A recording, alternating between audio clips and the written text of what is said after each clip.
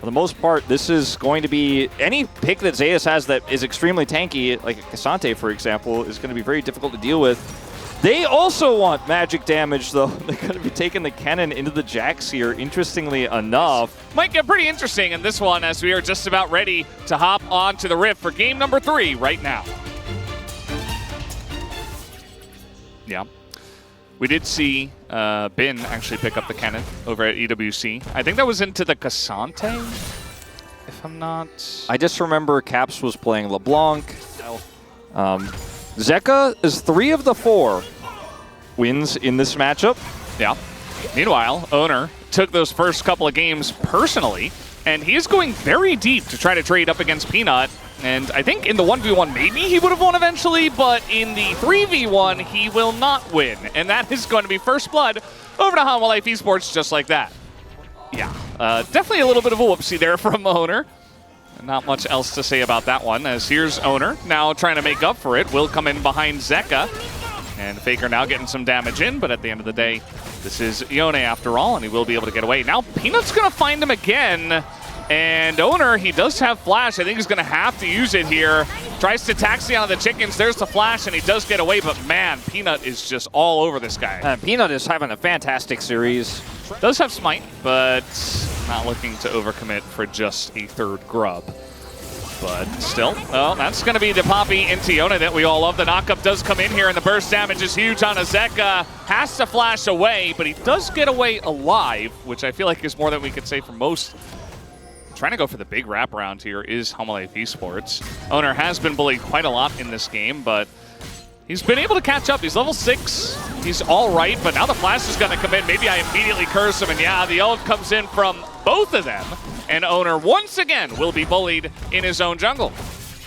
Peanut just such a good game sense here. Comes in over the wall. They set up the permafrost stacks. Zeka has ult, and you're going to be able to fly through. It's fine. It's weird Jisun didn't mention it, but, you know. Yeah, what's up with that? Which is a lot. And T1 now, they want to make a play here for the Grubs. We'll see if they can get all 3. That would be very nice. Zeus, you know, is relatively close by. It's really hard to push in here into the cannon as HLE. Yeah. And I think they're just going to simply give this up. The Ezreal attempt is nice, does a lot of damage, but they can't get in there. Zeka already resigned to pushing that wave into mid. And that is going to be the take there as Owner scared, flashes away. It's not a huge lead, it's just 1,000 gold here. So, trying to collapse on Zeus here, but he is Kennen, and he's going to throw that up, and Doran already a ton of damage done to him as everybody's in here, but now the follow-up comes in from T1. Excellent ult from Zeka, just to try to disengage. True. Delight also 3. Yeah. All right.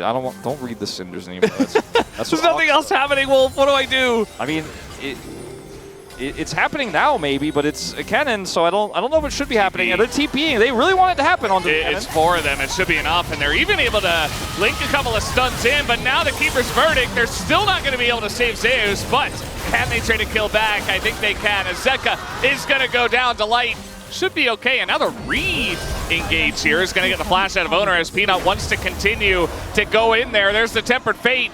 And a Counter-Strike. Owner just in a lot of trouble here as Keria can't peel forever. And Poppy actually just not dying, taking pretty much forever as we got a pillow fight in the top lane. And Keria, will they be able to kill him? The answer is no. Here comes Faker. He got the turret. Now he's TPing in. All right, now it's not a pillow fight. It's a gunfight as here comes Faker. He is assassinating people, and they just went way too deep for this. It's 3 kills to T1 in the trade. As you don't want to push into this choke against this cannon who has flash and ult. Yeah, it doesn't look like Hanwha Life Esports want to do that, but T1 are going to take over control of Banana Brush as now Engage comes in, but that is a Jax as an ult sails wide. They're looking for the isolation on Azeka. He gets incredibly low, but also pushed over the wall. He does have TP, but I don't think he's getting out and back. Maybe with the Tempered Fate, though. Yeah, gotta buy some time. Oh, here's the engage from Keria, and they get the full-on wombo combo onto that front line as Doran also gonna get pretty low.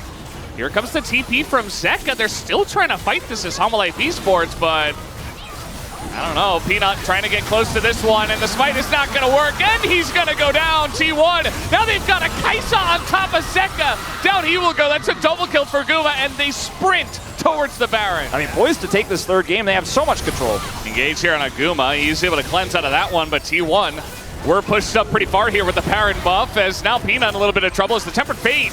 We'll see if it works out. Zeka just going to be flashed away from as Keria gets in for the peel. And here we go, slicing Maelstrom once again, but this time the exhaust comes in, and Peanut's still going to go down, traded for the cannon, as this is a wild fight now. Jone, Zeka, he finds the angle, he takes down the Rakan, Faker to follow, and they're going to stop the push immediately. T1 not respecting the engage from Homolife Esports this time around. Let's see how this fight's going to break out. Doran has TP, but is kind of cut off. Might actually have to look for a flank to get into this pit. Peanut is, he's been slowed quite a lot, not taking too much damage. Oh, they find Zeus on the flank here as he throws out the Maelstrom, but he's in a lot of trouble, has to flash the wall. And now the combo over the top, Homolife Esports. They turn on the Peanut though, he's getting pretty low, has to flash away. In goes Doran looking for something more. Guma also has to flash the Tempered Fate. And Doran is not going to overcommit to this one. And you have so much safety as Kennen, you think you can pull that off, but Homolife just called the bluff and push on him super fast there. Not much counterplay, and this is looking great for HLE. Yeah, we have a TP coming in here, but that Drake is gone. And so the TP is gone as well. Delight about to pace check a little bit here. Flash on in as even the support item not going to help him out there at all. We do have Baron in 13 seconds as well, so a chance now for T1 to wrestle back control of this game. And surely they will look to pressure this objective. Zeus also has teleport and ult, and this is a very, very knife's edge fight we're setting up here in neutral. Now let's see, I mean, Peanut a little bit caught up, and now it's actually Zeka on the left. Also, Peanut getting pretty low. Doran waving around his stick, but it's not going to be able to do enough. The counter-strike doesn't even go off, and the Temper Fate not going to help him either. Keria with the knock-up here. Excellent timing. That's going to be the end of 3 members of Homolife Esports, you would imagine, but Doran will flash.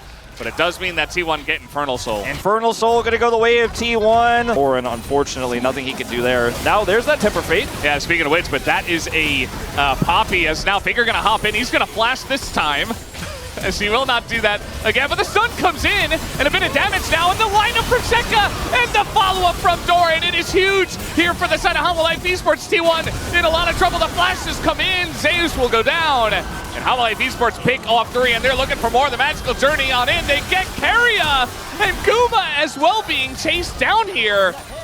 And they're looking at, okay, are they actually going to do this? Here comes Viper. Oh, man. Getting pretty frisky with it, but not going to commit, and now the push commences. Yeah, I mean, he's got the flash going and he's got the blast going, but he's not able to get Guma there. But even still, just a Kaisa for the defense. Some low health bars, or rather, long death timers here. I mean, I think they just push for this one. It might just end. I think so. This might just be the end of the game. Infernal Soul be damned. Guma desperate. He needs to buy time, but he's nowhere near the wave, and the Tempered Fate is going to get a lot of people here, and they're even going to kill him. Homolife Esports, they win 1 team fight, 1 pick onto Faker, and that is it. They will win the series. A lot of people wouldn't say this is a huge upset, but I got to say, I think for me, T1 coming in as EWC winners, the jet lag is gone.